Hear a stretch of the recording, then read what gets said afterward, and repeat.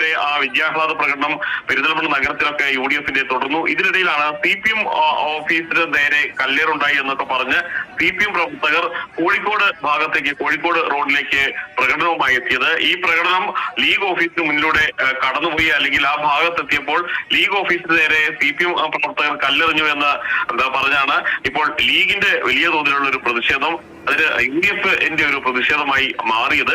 നജീബ് കാന്തപുരം MLA-യുടെ നേതൃത്വത്തിൽ ഇതിൽ കല്ലേറ് നടത്തിയവർക്കെതിരെ നടപടിയെടുക്കണം, അവരെ ഇപ്പോൾ തന്നെ അറസ്റ്റ് ചെയ്യണം എന്നാവശ്യപ്പെട്ട് ദേശീയപാത ഉപരോധിച്ചുകൊണ്ടുള്ള സമരം ഇപ്പോൾ തുടരുകയാണ്. ഈ ഭാഗത്തുനിന്ന് ദേശീയപാത ഇപ്പോൾ ഒരു മണിക്കൂറായിട്ട് തടസ്സപ്പെട്ടിരിക്കുകയാണ്. ഈ പ്രവർത്തകരെ 500ഓളം പ്രവർത്തകരുണ്ട്, ഇവരെ നീക്കാനുള്ള ശ്രമം നടത്തുന്നു. പക്ഷെ അറസ്റ്റ് ചെയ്ത് വേണമെങ്കിൽ നീക്കാം, അല്ലാതെ ഒരു മാറ്റവുമില്ല, ഒരു ഒത്തുതീർപ്പിനും തയ്യാറല്ല എന്ന് പറഞ്ഞാണ് ഇപ്പോൾ നജീബ് കാന്തപുരം MLA-യും പ്രവർത്തകരും LDF പ്രവർത്തകരും ഇപ്പോൾ പ്രതിഷേധം തുടരുന്നത്.